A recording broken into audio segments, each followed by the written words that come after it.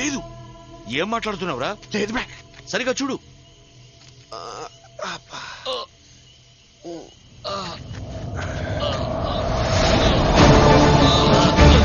Sir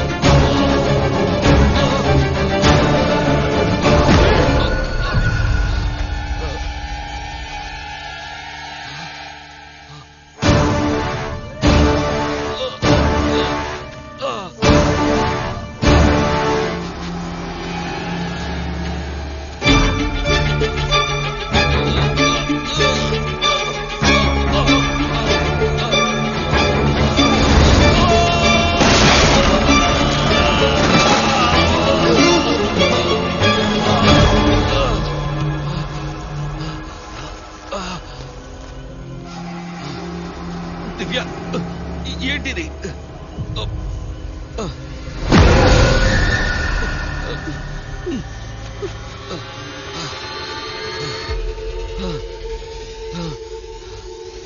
దివ్య, నన్నేం చేయొద్దు please, నన్నేం చేయొద్దు.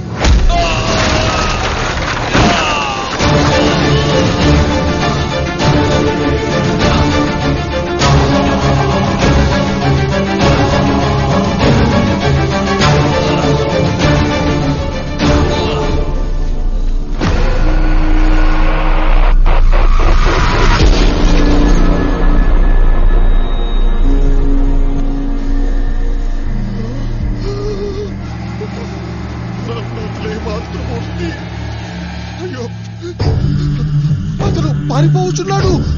పట్టుకోండి, పట్టుకోండి, నన్ను వదిలేయండి, నన్ను వదిలేయండి.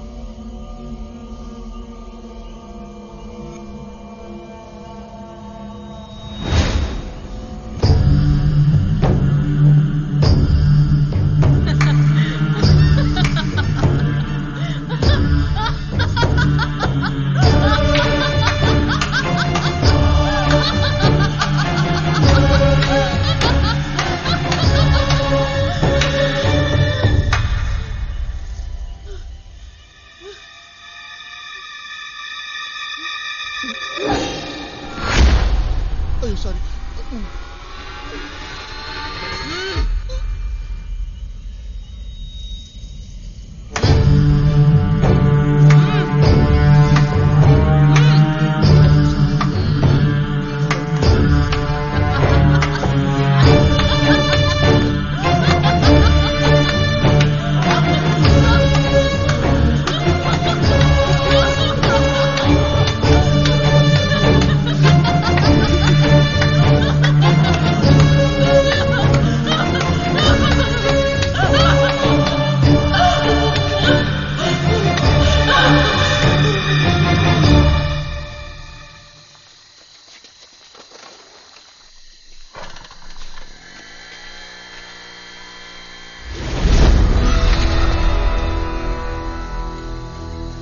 ఎచ్చటకు వెళ్ళిందింటివి మూఢుడా? అయ్యో, నేను తప్పించుకు పారిపోతున్నానని మీరు భ్రమపడుతున్నారు. అంతయు లేదు. మీరు అలసిపోయారేమోనని ఆల్మండ్ మిల్క్ తీసుకురావడానికి బయలుదేరాను. నా నుండి తప్పించుకోవటానికి ప్రయత్నం జరిపి పట్టుపడగానే కట్టుకథలు వల్లిస్తున్నావా? ఇన్స్టెంట్ గా కథలు అల్లడానికి నేను మన కూల వెక్కట్లా మేడం. కాదు మేడం, అయినా ఒక విషయం, కథ అల్లాననే అనుకుందాం. అంత మర్డర్ చూసిన తర్వాత పారిపోక మీ దగ్గర చప్పట కొట్టాలి. నాకే ఎదురు చెప్తున్నావా?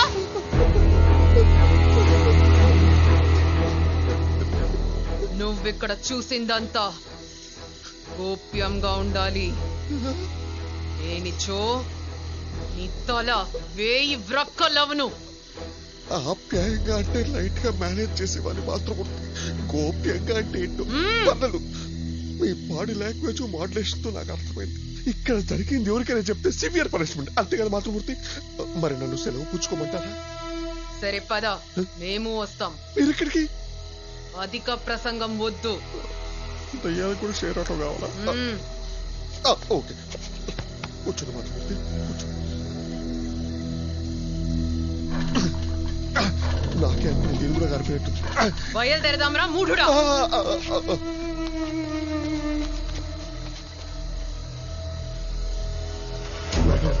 నీకు చెప్పేంత సీన్ అయితే నాకు లేదు. చెప్పాను కదా మాతృమూర్తి, మీకు ఉపదేశించేంత సన్నివేశము నాకు లేదు, ఆవేశము లేదు. ఆయాసం మాత్రం తన్నుకొస్తుంది. మాతృమూర్తి మనలో మన మాట. మీరు ఇదివరకు చెప్పిన గోప్యాన్ని తూతా తప్పకుండా పాటిస్తారు. అధిక ప్రసంగం అనుకోకపోతే నాదో మాట. మీరు పొద్దున వరకు బాగానే ఉన్నారు కదా, మరి తర్వాత ఏమైంది? మీ లోపలికి ఎవరైనా ప్రవేశించారా, లేకపోతే మీరే ఆవేశించారా? అలాగే ఓ చిన్న హెల్ప్, మీరు కాలు అటు ఇటు పెట్టుకుని కూర్చుంటే నాకు కొంచెం బ్యాలెన్సింగ్ ఈజీ అవుతుంది. తోస్తున్నాను కదా, నడిపితే ఆ ప్రాబ్లం ఉండేది కాదు. అరే, మీరు కాలు అటు ఇటు పెట్టేశారా?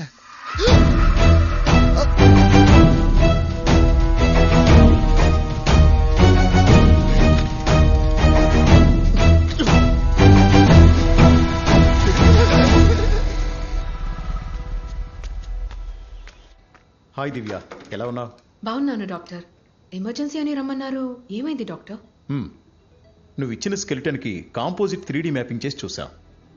రిజల్ట్ ఎలా ఉందో ఆ స్క్రీన్ మీద చూద్దాం.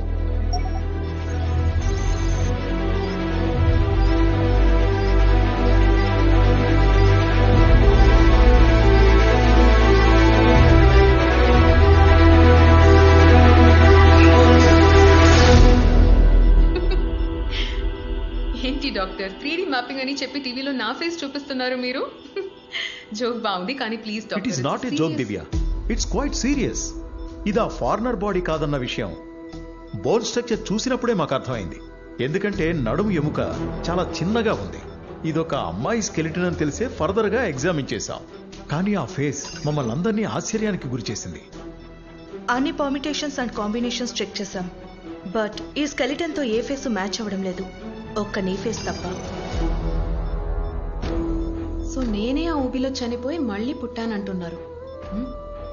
Doctor, this is ridiculous. నువ్వు నమ్మవని నాకు తెలుసు దివ్య.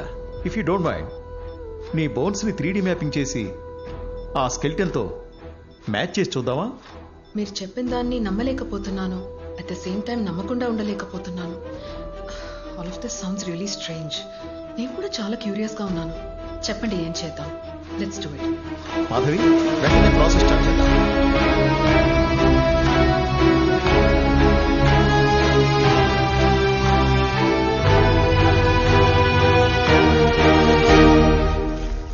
ఓ సైడ్ ఊపుడు, ఓ సైడ్ తోసుడు. నేనమ్మ నడుము బెల్ట్ వచ్చేసింది. అబ్బా, ఈ కాకపోతే కదండి ఇక్కడ. రేయ్ రేయ్ రేయ్, నేనేం చూడలేదే. చూసినా ఎవరికి చెప్పనా? చెప్పడానికి తన్ను పెడతాను. అరే సార్, పడుకో.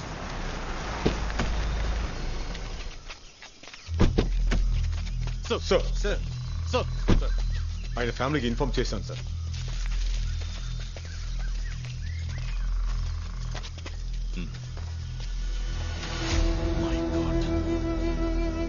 ఇంత బ్రూటల్ గా మర్డర్ చేశారా? మూసై,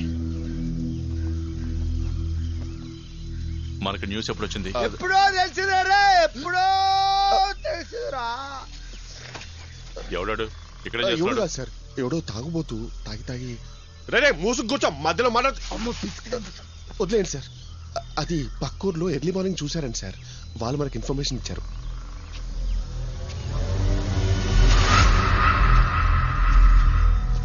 నమస్తే సార్. ఇంత పెద్ద ఈటితో మర్డర్ చేశారా? నేను నమ్మలేకపోతున్నాను. రాజుల కాలం నాటి ఈట సార్. దాదాపు 40 కిలోలు బరువు ఉంటుంది. 40 kgs.